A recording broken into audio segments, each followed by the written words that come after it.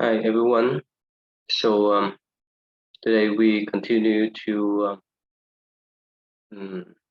talk about the Mahayana traditions. During this week number 6. Mm. So let me share with you one more times about our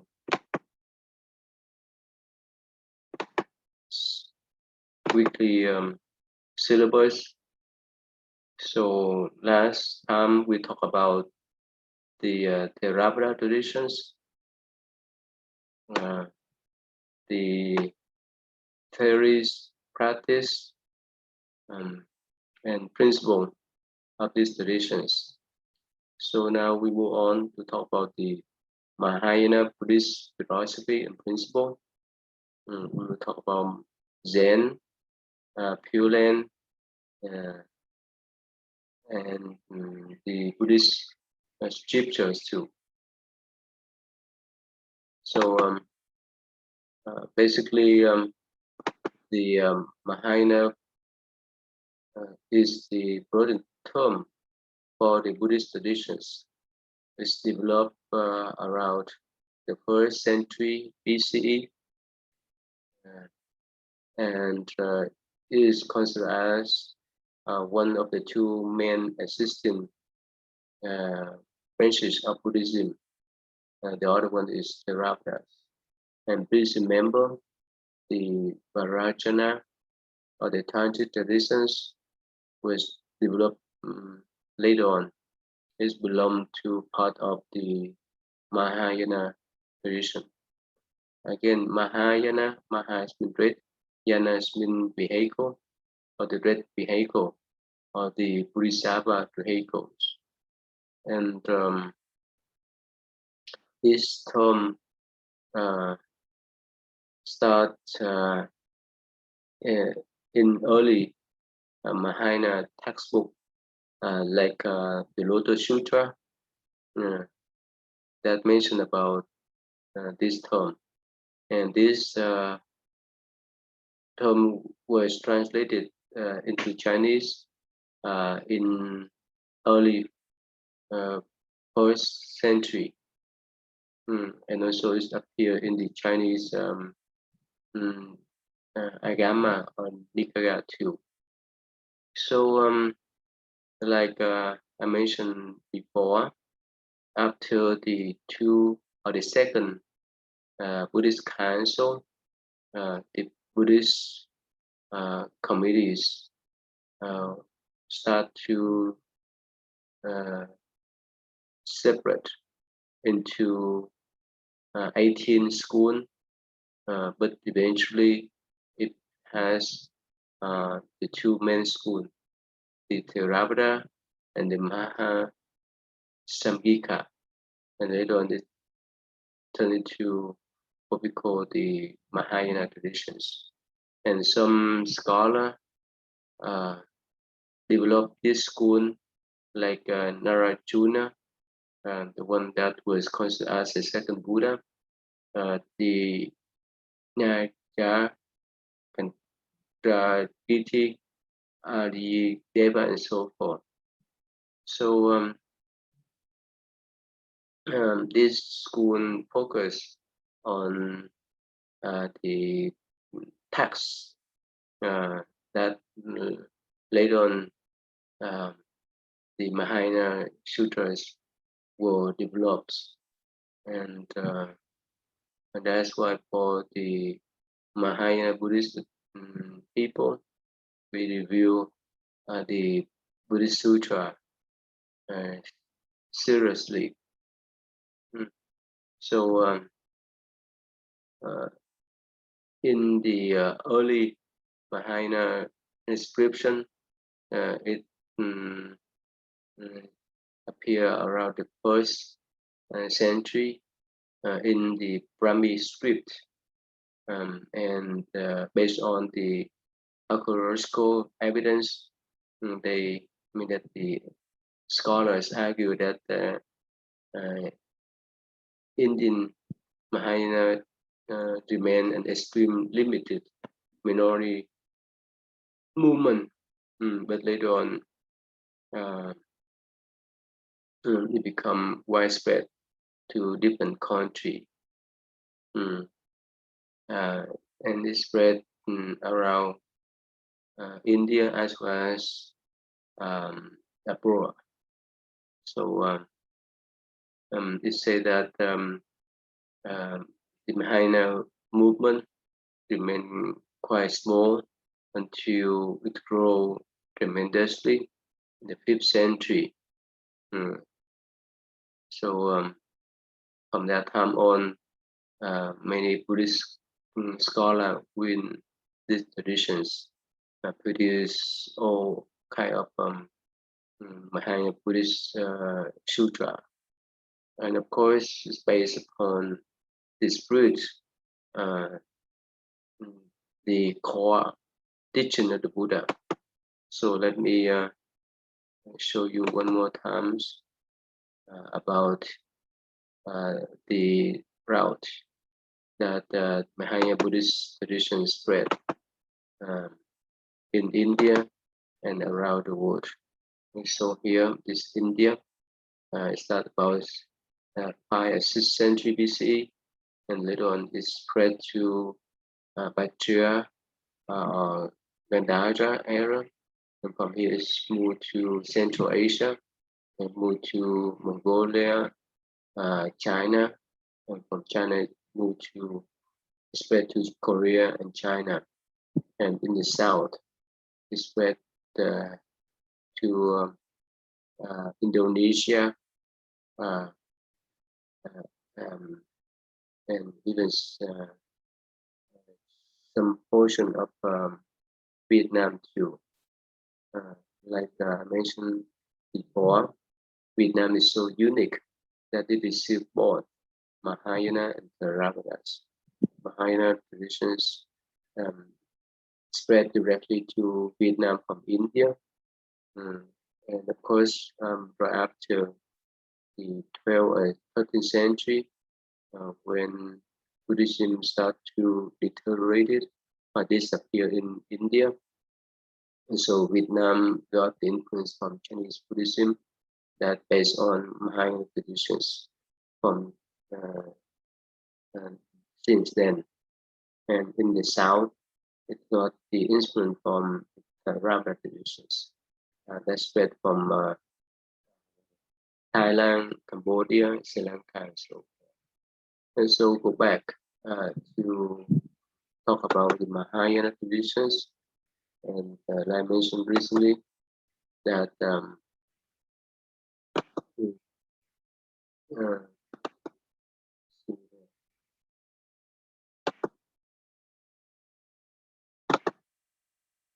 so those are the places where the Mahayana tradition spread to, and it's based on the notion that it includes the lay people.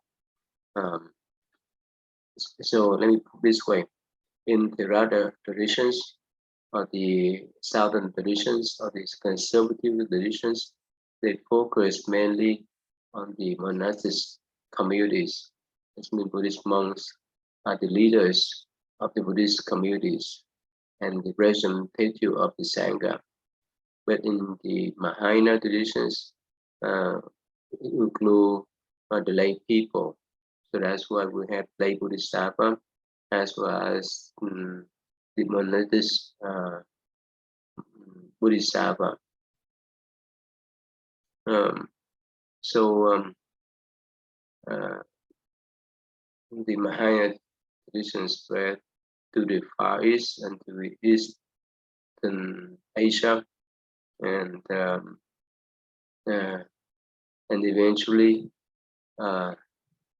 it developed the Vajrayana, or the Tantric traditions, around the 7th, 8th century. After that, it spread to Tibet and other Central Asia. So I just want to mention briefly. So the views of the Mahayana traditions is focus on the broadened view, and they accept most of all the classic Buddhist doctrines found in early Buddhism, like Nikaya and Agamas, such as the Middle Ways, the Four Noble Truths, and the 12 Living Conditions, the four paths, the three jewels, and the three marks of assistance, and so forth. So actually, it accepts all basic principles that explain in the Theravada traditions. But of course, beyond that, it elaborates more about the Bodhisattva path or the Buddha paths. That's why it includes the celestial Buddhas and celestial Bodhisattva. So in the Theravada traditions, it's only believe in one Buddha, the historical Buddha, Shakya Buddha, and the future Buddha, the Maitreya one. All the Buddha and Bodhisattva, they would not accept belief. But in Mahayana traditions, they accept all kind of celestial Buddhas and Bodhisattva, with the ideas that since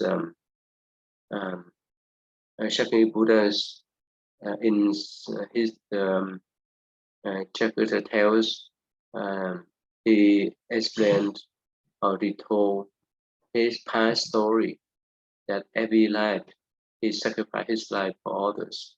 That's why in this present life he accumulates sufficient wisdom and blessing to attain Buddhahood, to become Buddhas. And if you read the Chakra Tales story or the past life story of the Buddha, you will see, regardless of the forms, sometimes he was born in the heaven, sometimes he was born as human, sometimes even he was born as animals, like dog, like the elephants, bear, and so forth. But he still practiced the Bodhisattva path. That means he sacrificed his own life for others. Let me give you one example. One of his past life was a prince, and one day he went to the forest, and somehow he saw a tiger and the four cubs were lying out there because of their hunger, so they didn't have anything to eat, and they on the verge of death. So this prince, he climbed up to the trees and jumped down to sacrifice his life for those tigers and four cubs. And before he jumped down, he made the vow that after my enlightenment, I will teach these five beings first. And when he fell down, he sacrificed his blood and flesh for those animals. And according to the legend, yes, during this lifetime, the first five Buddhist monks were the beings. I mean that the tigers and the four cubs that he sacrificed his life for them in the past as the prince. So here,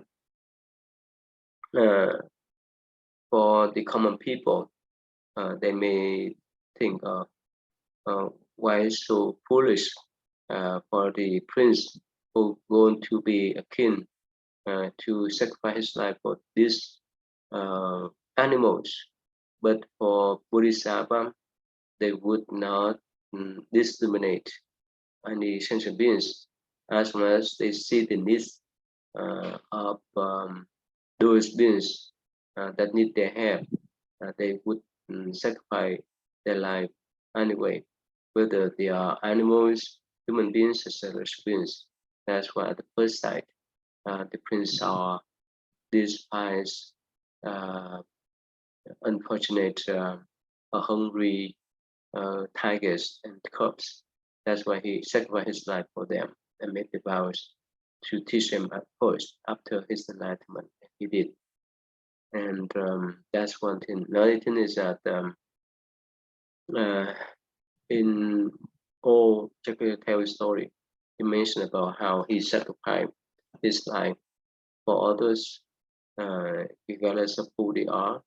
And it speaks well about the Bodhisattva path of Bodhisattva conduct. Bodhisattva, that's been enlightened, been has enlightened. So another meanings of Bodhisattva is that they help themselves and help others. It's like a college student, even high school student, while they study calculus, they can tutor, they may tutor their friends the calculus at their levels or lower levels while they study at school. So those Bodhisattva, while they still practicing the way spiritually, they would help others to gain lesson and wisdom. So that's the whole idea.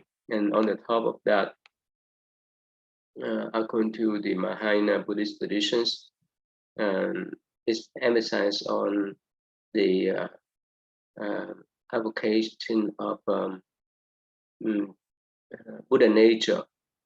Everyone has Buddha nature, regardless of who they are, whether they are animals, human beings, and celestial beings, even hell beings, they have Buddha nature. But because they do some type of karma, that's why, that bad karma, that's why they fell down to lower realm of existence. With their Buddha nature is still there. It's like the jewel falling down to the mud. As soon as we purify the mud, we could find that jewel. So there is the Buddha nature. And that's why, according to Mahayana views, all kind of beings have attained Buddhahood. And during present movement, all kind of beings attending the Buddhahood to become Buddha, not only in this planets, but also in different planets, universe, or galaxy that we don't know of yet.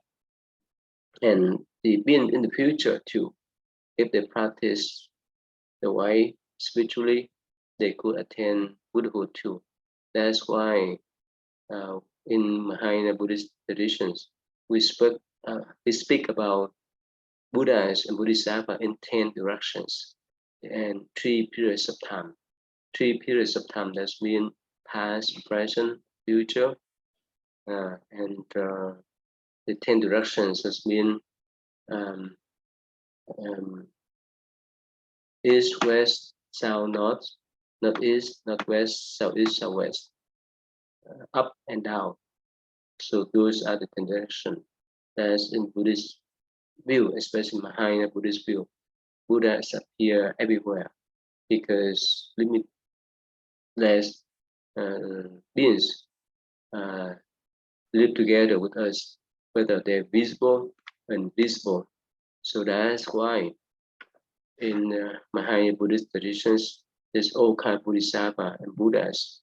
And we have Amitabha Buddha, we have Medicine Master Buddha, and so forth. We have Compassionate Bodhisattva, we have Red Wisdom Bodhisattva, and so forth. That's why we need to recognize that. And the basic teaching of a Bodhisattva is that they need to base on what we call the six perfection, six paramita, include generosity, keeping the precept of morality, practice diligently, practice of patience, practice of meditation, and last one, the practice of wisdom. So, for example, when we talk about generosity, definitely in all traditions currently in the world, encourage their followers to practice generosity. But the difference is that in Buddhism, when we practice generosity, we need to practice in a complete way, not in the partial way. What is meant by incomplete way? That means when we give something out, we're not supposed to attach, oh, I'm a giver, and we're not supposed to attach to even the gift by itself. And the third is that we're not supposed to attach to the receiver. Why is that? Because let's put it this way: if we see ourselves as the giver, as a donor, and what happens if the receiver, the one that receive our help, the one that receive our gift, return anything that may be favorable for us? Let's say if we give them a cars, and if we expect them to give back different cars, a different amount of monies that may be equivalent to the value of the cars, it's not pure giving. That's just like trading. Traditionally, it's like doing business. I give you this, you give me that. I trade you this, you trade me that. So that is just the trading, do business, and not much meaning of generosity. Generosity in Buddhist view is that again, when we give, let's say, give a car to someone else, we need to remember that we can be proud of that. We cannot show off that act, or we cannot force them to give us something in return. If we force them, or if we suggest them to give us something in return, that's not the pure giving, the complete giving, because we give out with condition. We give out because we want other people to recognize us and so forth. So that's not the pure giving. That's not the complete one. Complete one, that means when we give out, we give with our sincerity.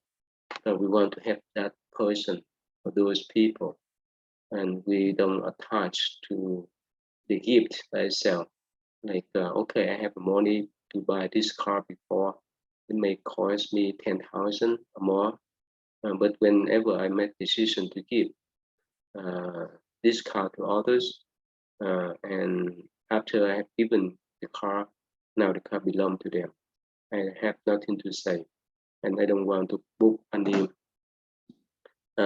conditions that they need to give back the similar cars, or they may need to pay the similar amount or the value of the cars, and so forth. Because as much we put the conditions for the giver to give back favor, or to give us a favor, and so forth, of course they may feel uneasy, and they may recognize it's certainly the trading, not the pure giving, not the pure help. So that was the meaning of giving in complete way, by not attaching to ourselves as a giver, the gift by itself, and the receiver. And another example I want to give you: let's say the parents, they take care of the children well when they were young, but what happened? If they constantly remind the children that, okay, now I take care of you guys, I raise you guys, in the future, when I get older, you guys are supposed to take care of me. Don't put me in the nursing home and so forth. So these are the conditions. These are the trading between the parents and the children. It's not pure giving. It's not pure support. And of course, if the children love them, they would take care of them naturally without being demanded. But if the parents keep demanding the children that they have to take care of them when they get older, the children may be tired of that and they want to have their own life. They may go somewhere else. So let's go back. So that's what the meaning of giving in complete way.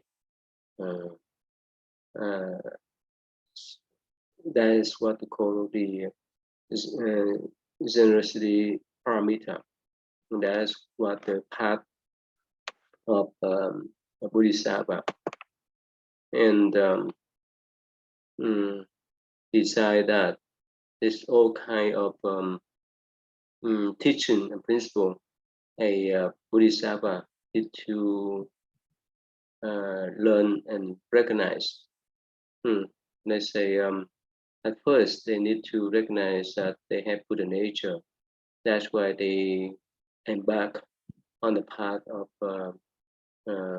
Buddhism spiritually, and they need to bring for the Buddha mind. Has mean need to activate that pure nature with that kind of understanding and practice. Eventually, they could live within their own pure nature, and eventually they could get back to their Buddha nature as the Buddha has done. And so that's why the theories or the principle of Buddha nature is so important that everyone needs to recognize. Let me put this way: if you have pet like dog and cat, you could recognize that, especially for the dog, they're so faithful to the owners, and that's one of their virtue. And of course, we cannot compare with the dog. We have all kind of virtue that we can develop, like forgiveness, loving kindness, and so forth.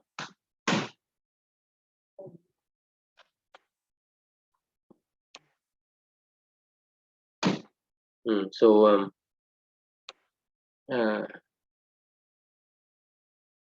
let's put this way for us to understand generally what's meant by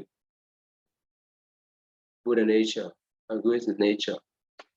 So let's see, every one of us have some kind of mental fluctuation, like stress, anxiety, depressions. But remember, they come and go.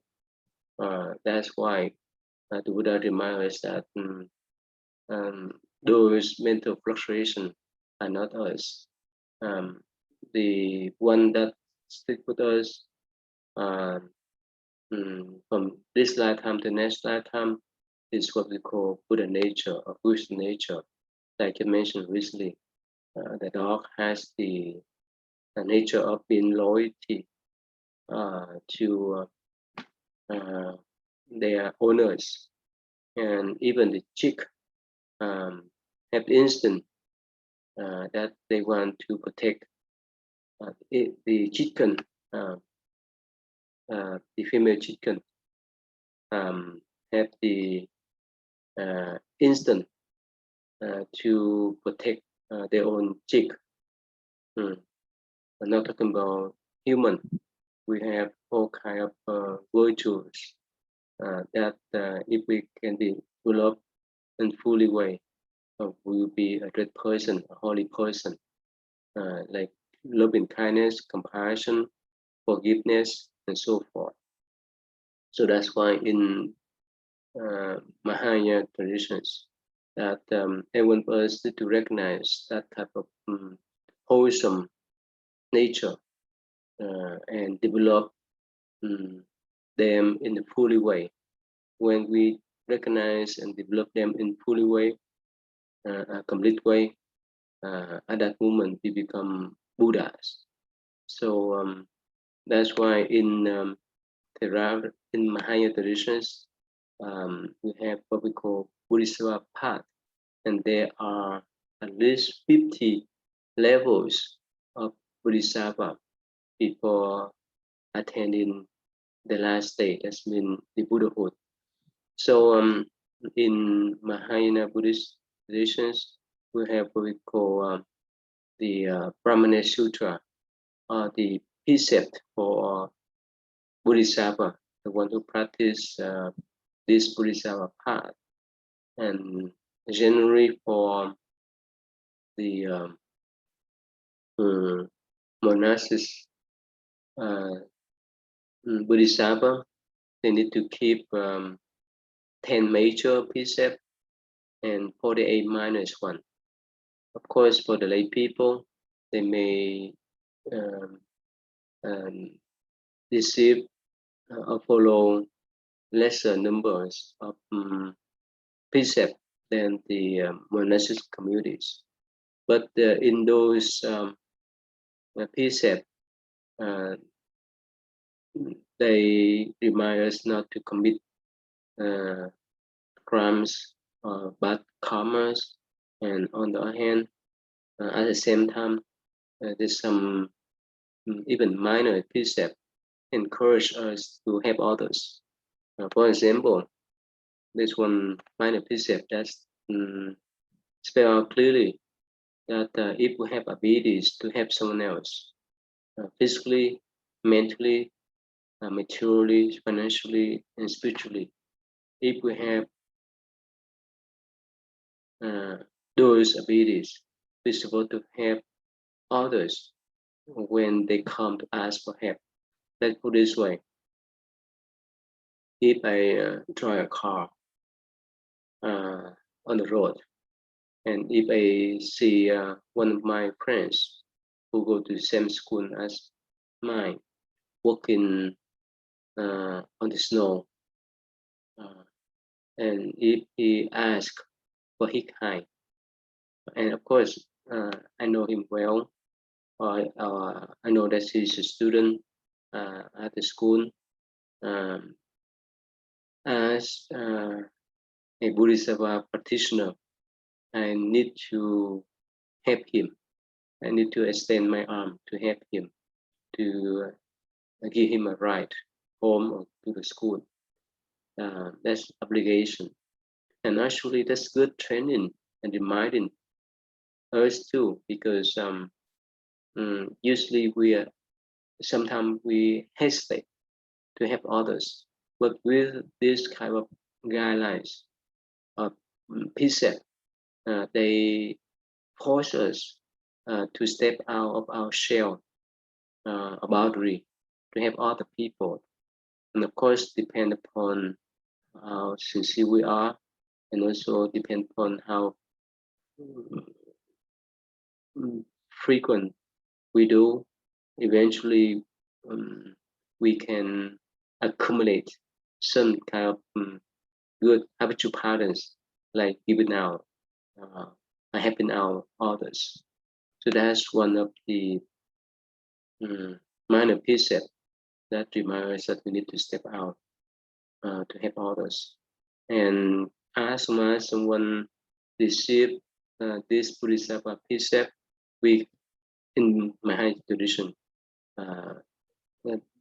we consider a initial Bodhisattva. That's mean the one who start to walk on the path of Bodhisattva. And of course, throughout not one lifetimes, but so many lifetimes, we can work step by step to advance to the Bodhisattva levels of 50, 51, depending on traditions. And eventually we could attain the Buddhahood to become Buddha. And one of the important principle in Buddhism, especially Mahayana Buddhism, is that the skillful mean. What mean? It means that we use a wisdom to help others. Let's put it this way. Let me give you one example. Let's say if we take care of children, they're crying because they want to play with toys. And of course, because they're still young, immature, that's why they ask for toys. So due to our compassion, we may give them some toys to play so that they will be happy. So that is what we call skillful means. And not talking about the children, but we also talk about other people. Let's put this way, like in Asian Buddhist traditions, I say if we go out to help others, we need to make friends of them so that they can feel comfortable play with us. Otherwise, if we offer the help, they may be scared. So that's why in one of the Buddhist principle of generosity is that we need to work together with others. We need to get know of other people. We need to share with other people, and by that way we could have the bond, the affinity to teach them. So that is one of the skillful means. And also what we call the one behavior has been the ultimate goal for the Mahayana Buddhist people is to attain Buddhahood, to become Buddha, because everyone has Buddha nature. And this one is the most important principle because the Buddha start first to remind that everyone else has that pure nature, wisdom nature, a Buddha nature, and the Buddha wants us to become Buddha like himself. It's quite different from other traditions. They start with the sin of human beings, but Buddhism starts with the pure nature or wisdom nature of sentient beings. So let's put this way. If we tell our students or children that, okay, you have so much potential to become a doctor in future, and of course, with that kind of encouragement, they would study hard. They would try to study hard because even they have not become a doctor yet, but because of our encouragement and providing the example, so eventually they would trust themselves to study, to become doctor, engineer, and so forth. But on the other hand, if we put them down, we say, oh, you have so much sin, you have to depend yourself, you cannot do anything except rely upon me, and so forth. Definitely they will be dependable person. Probably they may feel down because of those negative notion views. So that's why Buddhism starts with the positive notion that everyone can become Buddha. The Buddha appear on this earth because they want us to become Buddha like him, not to serve him. So no matter what type of tradition we follow, especially in Mahayana traditions, that as much as we practice and make the vows to work on the Bodhisattva path, eventually, one day, we don't know how long, we may become Buddhas. Whether it may take us one lifetime, two lifetimes, or even millions of lifetimes. But eventually, if we accumulate enough merit, wisdom, and lesson, we could become Buddha in the future. That's why in Buddhism, we have celestial Buddhas in the past, present, and future. And as long as we trust ourselves that yes, I have ability to become Buddha, I have abilities to develop my virtue, my wholesome uh, characteristics, we can do that. Like I say that if we start to believe that yes, I can be doctor, I can be engineer, I can be teacher, professor, and so forth. If we start with that positive mind, eventually we can attain, achieve to that position in the society. So there's the Buddhist principle of Buddha nature. So that's so important that we need to recognize. And on the top of that, in the Mahayana Buddhist tradition, especially start from Nagarjuna, he postulates the middle theories or the middle path principle, what we call the Madhyamaka. So he mentioned that for the Theravada traditions, the ultimate goal is to attain Nirvana. But for him, we need to go beyond that state of Nirvana, fierce samsara, the birth cycle. So in his view, the Theravada's Buddhist people still attached to duality. That means one side is samsara or the birth cycle, another side is nirvana. And so we need to go beyond that attachment of samsara and attachment of nirvana. We go midway. That means we need to work on the Buddha path. And that's what he developed and what we call the two truths theories. Two truths theory, that means the first one is the conventional truth, and the second one is the ultimate truth. What's meant by conventional truth? Conventional truth means, take one example, everything is impermanent. The cars, the tables, even our body would not last forever. So the impermanence principle belongs to conventional truth.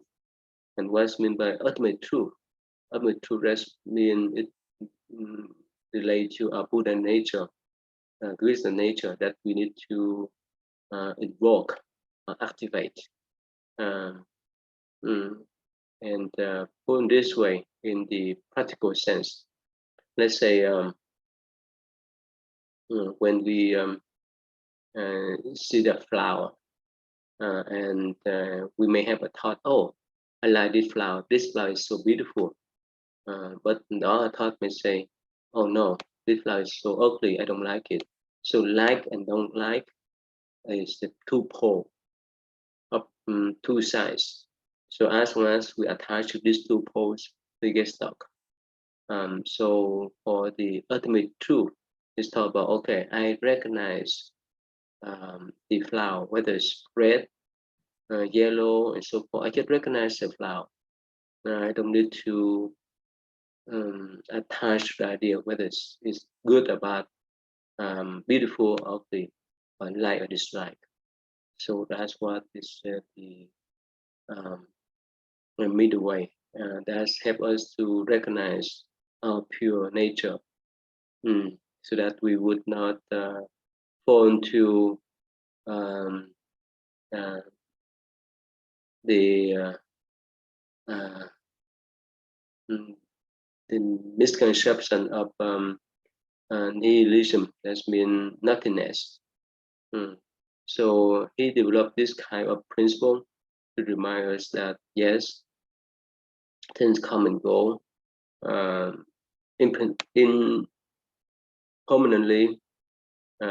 Things develop because of some conditions, things disappear because of some conditions, and the Buddha nature is go beyond birth and death, samsara and nirvana. So that's what he's mentioned about. And on the top of that, there's some type of doctrine, what we call the consciousness doctrine. Let's talk about everyone has a different consciousness.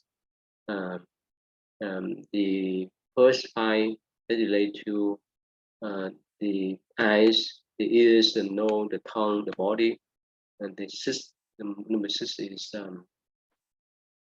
the sixth consciousness, the one that disseminate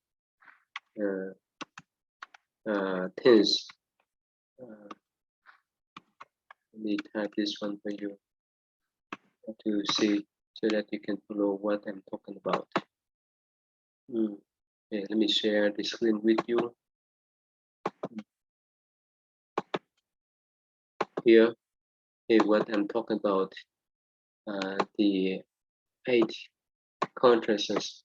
So the first 5, the sight, the hearing, the touch, the smell, the taste, has belong to our 5 senses. Relate to our 5 senses: the eyes, ears, the nose, the tongue, the body, the nose. So that's each sense has its own consciousness, but number 6 consciousness control them.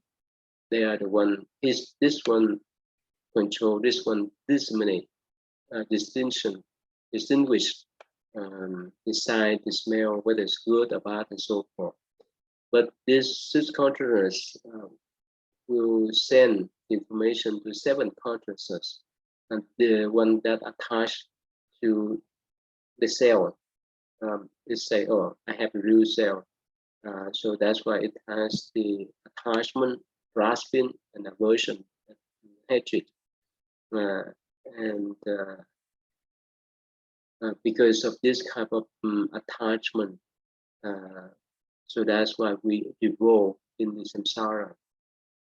So the 8 consciousness is what we call the deep karma, or the base or the storage consciousness is needed to store all good about karmas in the past.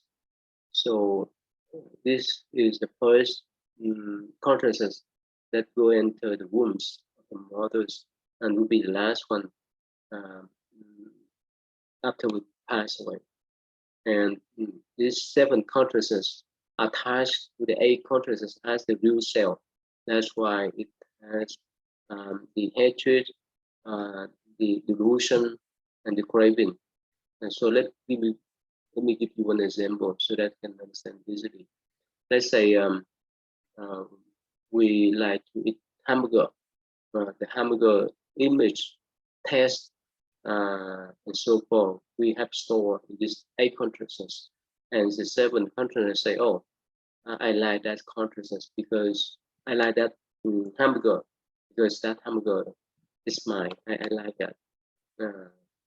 So when we contact with the external conditions, when we see hamburger, right, the 6 consciousness right away distinguish the difference between hamburgers and other food at Vegano. So after that distinction, so this 6 consciousness send the signal to number 7, and number 7 say, oh, I have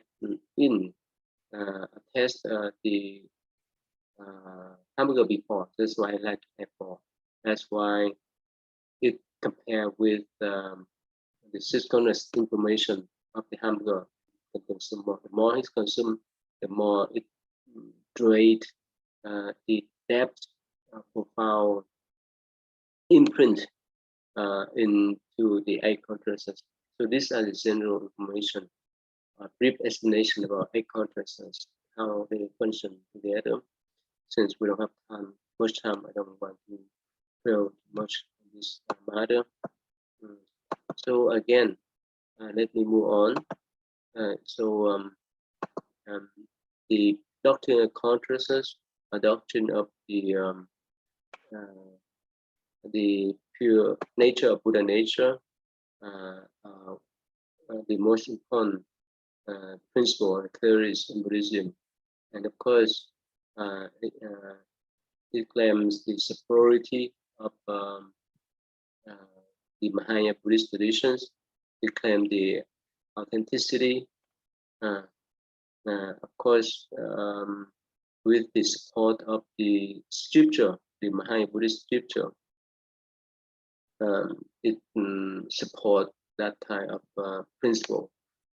Let me put it this way: there's many different Mahayana Buddhist scripture, and because of those scripture, it produce or drain or initiate some sub division or the sub denomination within the Mahayana Buddhist tradition. For example, there's some Pure Land Sutra that the Mahayana Buddhists rely upon. Let me share with you here. There are three types of Mahayana Pure Land Sutra: the longer, the shorter, and the explanation of how we contemplate the Pure Land. So based on these three Pure Land Sutra, the Buddhists in India developed the Pure Land traditions, and later on this Pure Land set spread to China and become prevalent, become a great movement after the 4th and 5th century. And actually, if you visit Chinese or Vietnamese temple, most of the time you see the Buddhist people, they recite Buddha names with the wish that they want to be born in the Western Pure Land of Amitabha Buddha. So that's what this Pure Land is about. And another thing is related to the Zen traditions. Of course, Zen is a Japanese term. It came from the term dhyana, that's Sanskrit word, and it translated into Chinese as Chan. From Chan, it translated into Japanese language is called Zen. So this type of Zen traditions is mentioned about meditation, but they don't rely upon the Buddha Sutras. The idea is that they start with Bodhidharma, that actually this Bodhidharma was considered as the first Zen master in China, but he was the 28th Zen master in India. So he went to China in the 6th or 7th century to spread the Zen traditions. At first, the Chinese emperor, the Lan emperor, did not understand what he said.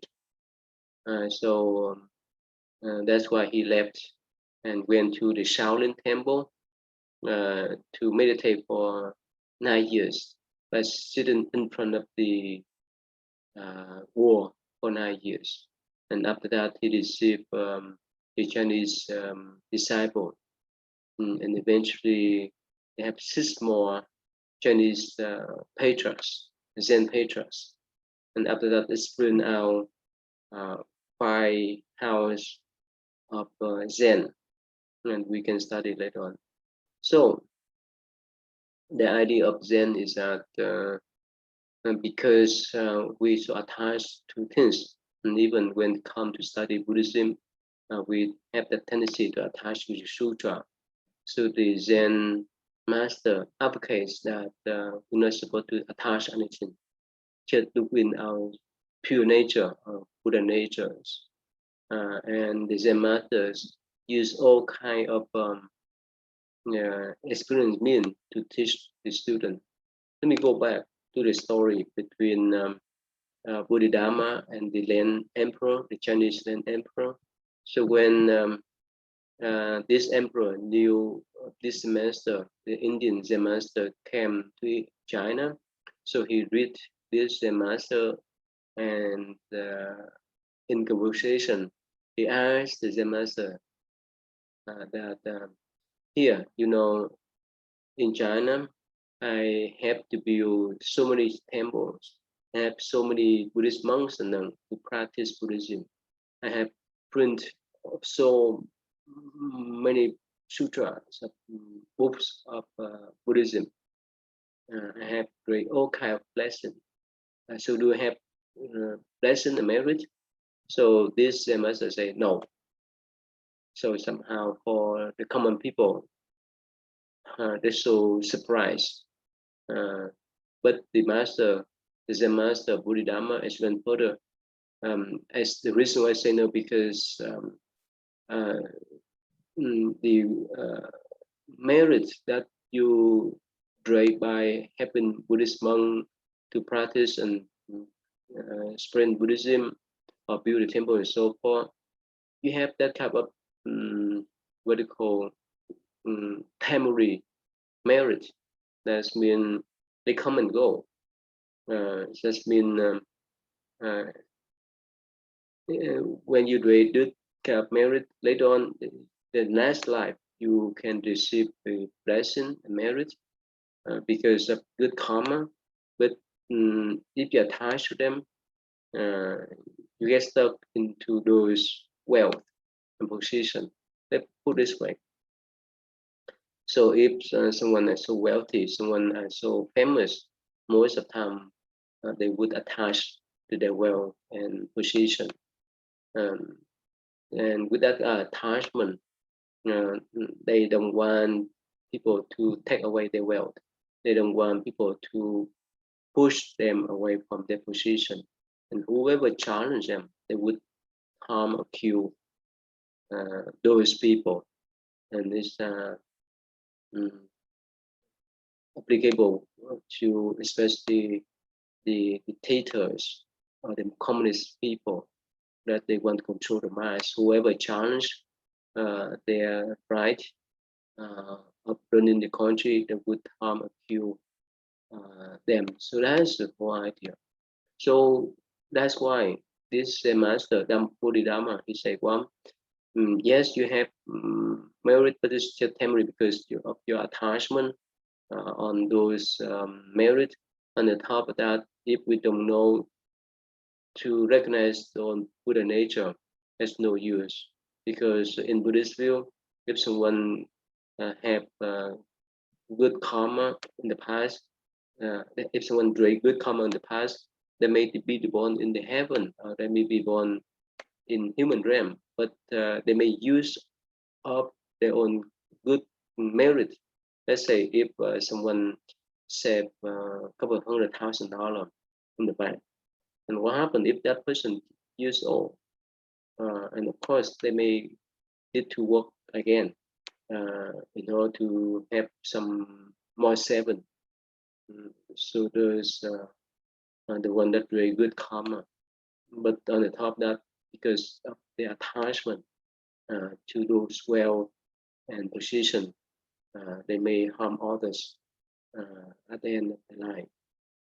That's why whoever recognize and activate the Buddha natures, that's his merit and wisdom is everlasting in Buddhist view.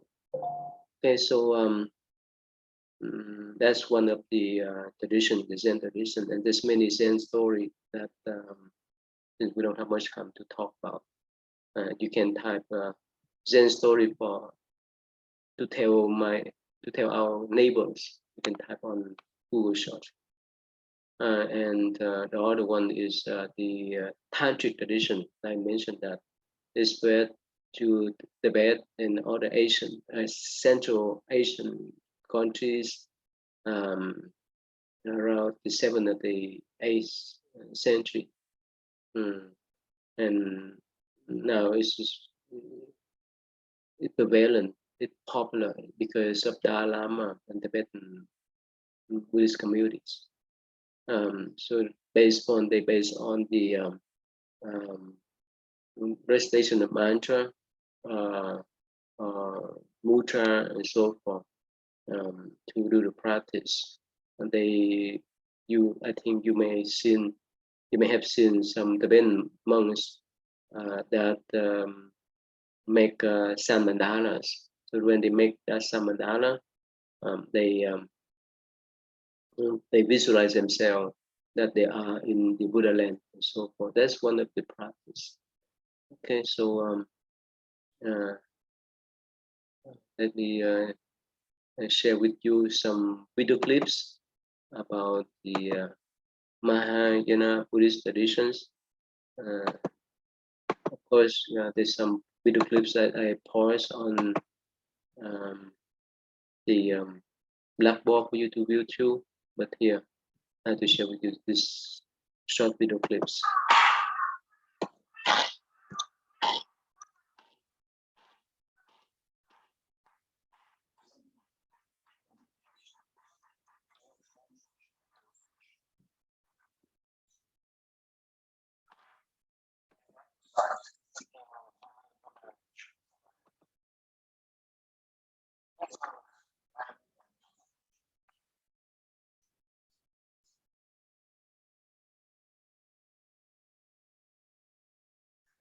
No matter how routine something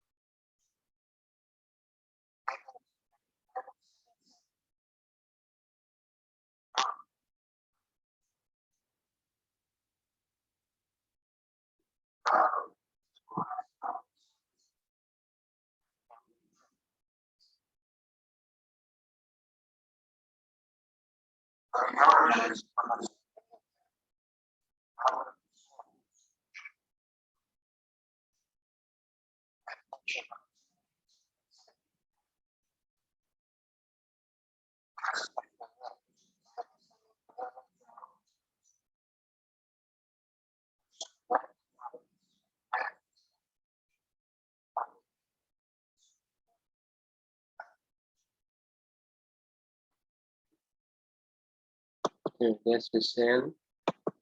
And this one is I'd like to show you that they speak in Vietnamese. I just want to show you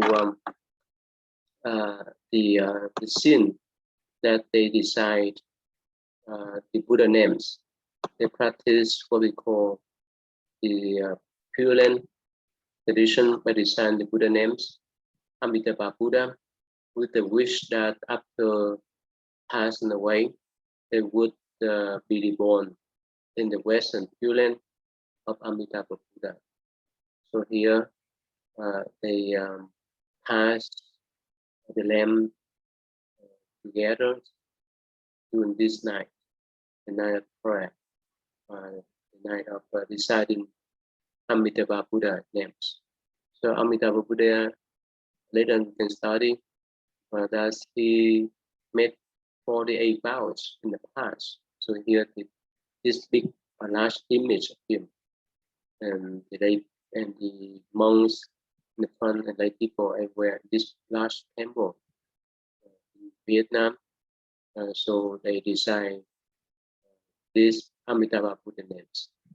Amitabha has been a limitless light and limitless lives.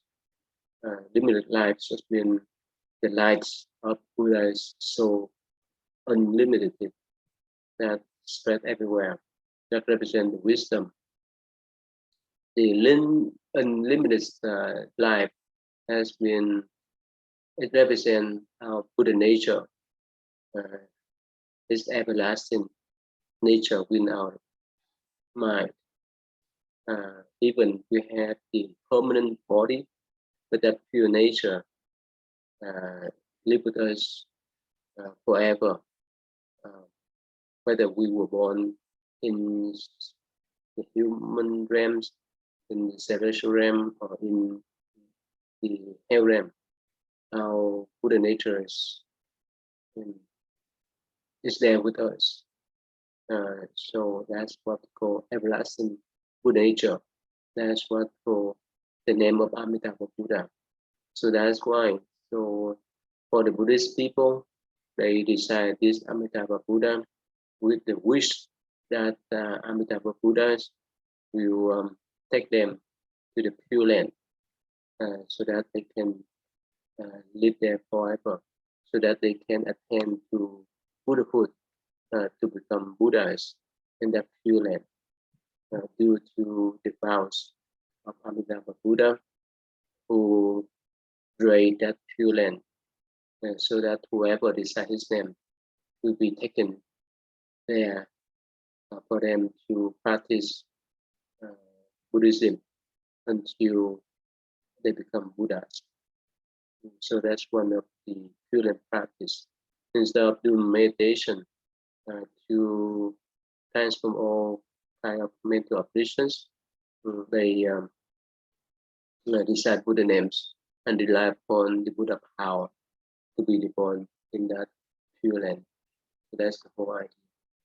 Okay. And this is another video clips about their bowing, their practice of bowing in the Mahayana Buddhist traditions. They practice of bowing and decide Buddha names here in Vietnam. Alright, so that's all for me to share with you about the Mahayana and Theravada Buddhist traditions for this week. Okay, so let me stop here today and hope that you understand some principles that I shared with you in this video clips.